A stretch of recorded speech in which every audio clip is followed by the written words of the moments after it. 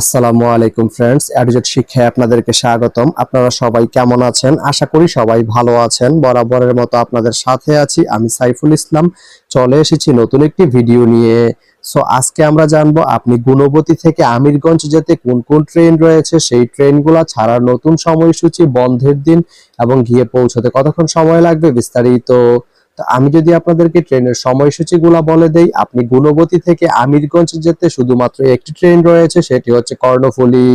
কর্ণফুলী ট্রেনটি গুণবতী থেকে ছাড়বে সকাল 11টা 48 মিনিটে এবং এটি আমিরগঞ্জ গিয়ে পৌঁছবে বিকেল 4টা 26 মিনিটে। এই ট্রেনটির কোনো অফ ডে নেই।